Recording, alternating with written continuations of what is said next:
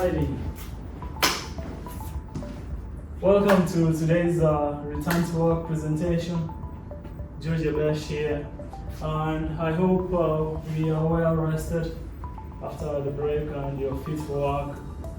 And just a reminder, when we go back there on our tasks, let's focus on the task on hand and be ready to work in a safe manner and look out for our workmates. So the weather this week is mostly sunny, and the temperature is quite high, 43, and the highest of 44. So let's remember to keep hydrated and drink enough fluids. We've got some hydrolytes in the fridge there. You can help yourself just to keep hydrated. And we've got Sean who will come down to the pit to do some hydration testing.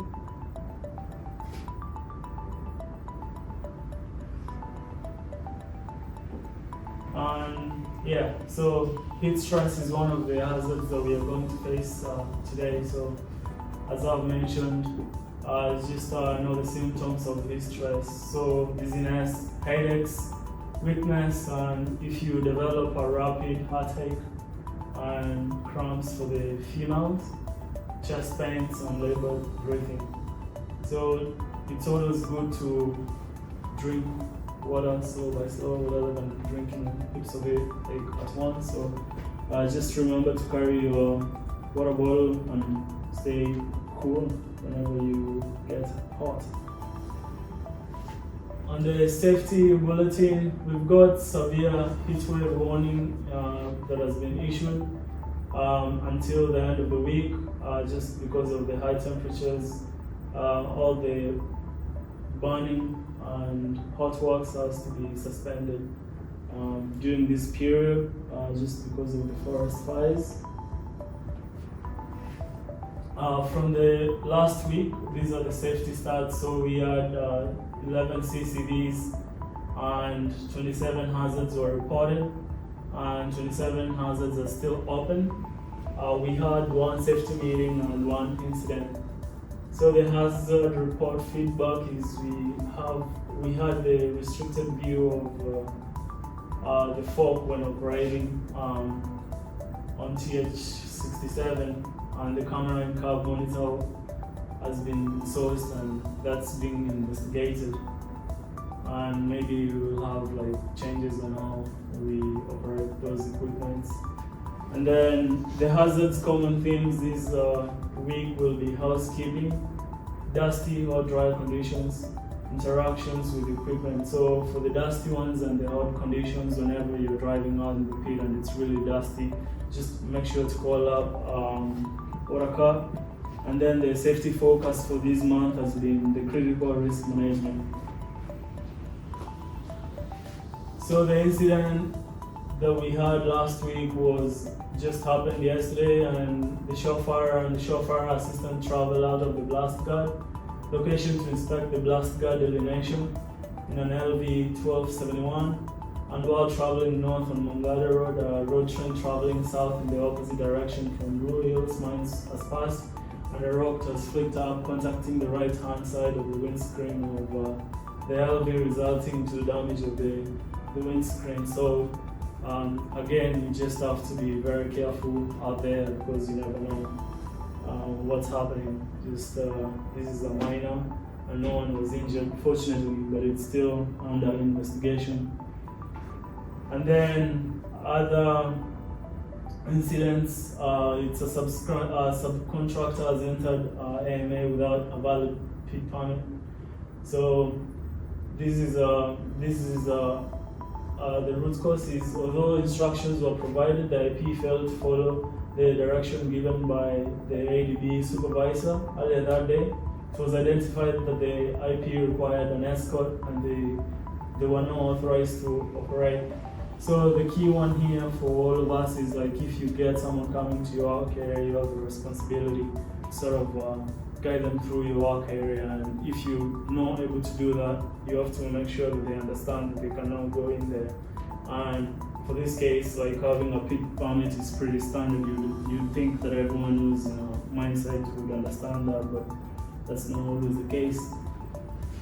And then for fitness for work, you're ultimately responsible for your fitness for work. So if you're taking drugs and you have prescription, you make sure that you've recorded that on the prescription sheet and hand it over to your supervisor.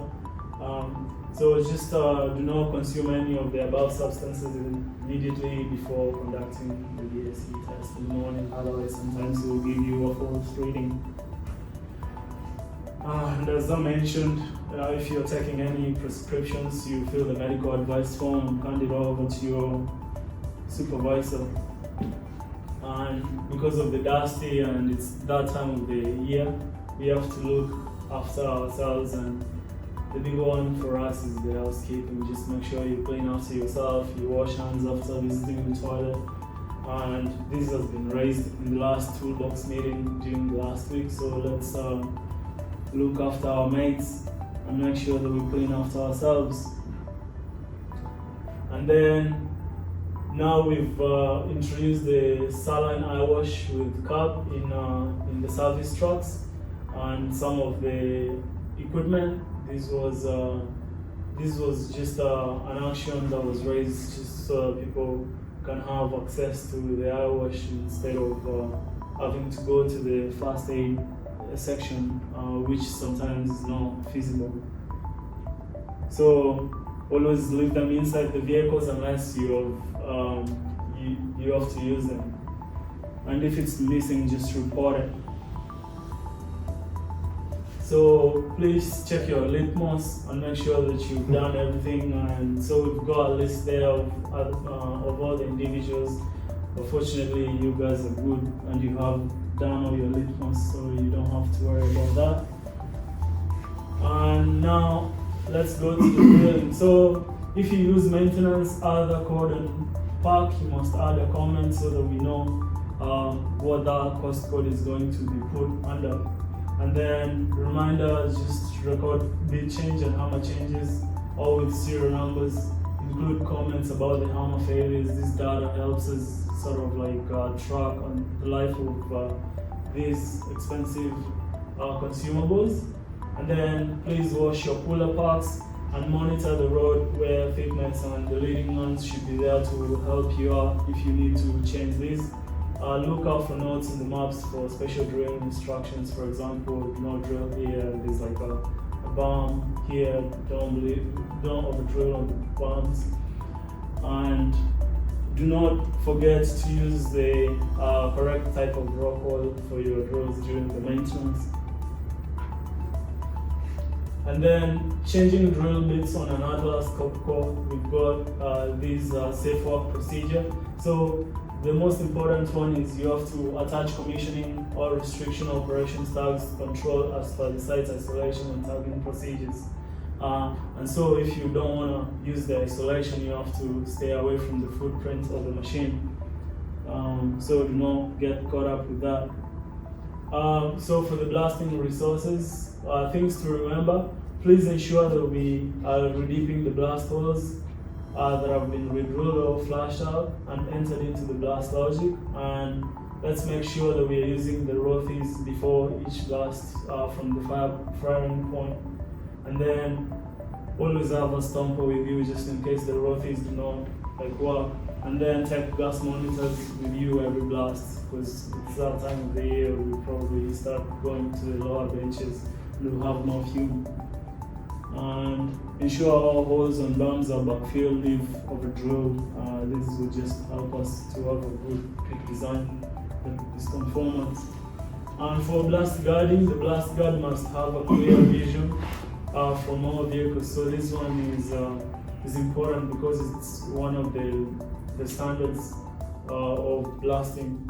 And so if you're not having a vision, just let your supervisor know and they'll change your position or move you to a better location that you can see.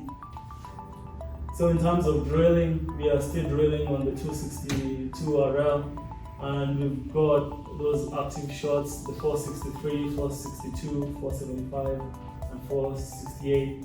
So we've got a little bit of bridge left on that 475, and 462 and 463, and we'll only go to 462 bridge once we blasted the 468 and then 463. And then for stage 5, we are working on 559, 569, 64 and 555. And then we've got this short hub here that they've just finished cleaning up. Lots of work there. Again, just as a reminder, it's that time of the year where we have a lot of lightning, and so just remember the yellow color, the red color. So for the red, make sure that all the personnel on the foot immediately move into safe zones, and then if it's yellow, you continue doing what you're doing, but just be vigilant. For maintenance, this week we have drill 48, 1,000 hour service, and then 84 we've got 750 hour service, and they're changing the feed chain. And then 25 we got the 250 hour service on 30th, and then 46 750 hours on 31st, and 96 the 2,000 hour service. And then all the pit vipers, just make sure that you've confirmed the amber pack and vertical pin lock and unlock pack function. Otherwise, if you don't do that, it's like the must and like free fall, and that's a big one in another slide. Again, for the maintenance, if you have this wheel nut on your car, just make sure that you ask maintenance to retorque it, and do not remove that warning sheet until only maintenance can remove it once they've rectified the issue. And then from the admin, remember the wet mess hours. You are allowed or entitled to maximum of 6 mid-strength drinks, maximum of 4 full-strength drinks, and you're not permitted to purchase anything further than that. So if you get caught the next day, with blowing numbers, you can't blame the wet mess. That's entirely your responsibility. And smoking the designated smoking areas. And that's us. Any questions? Anything? No, I'm good. Cool. Good. So I'll get the drillers go speak to the leading hand. He'll take you to your drills and give you further instructions. The bomb crew will go. The leading hand will also give you instructions regarding to that. So thank you. Thanks, George.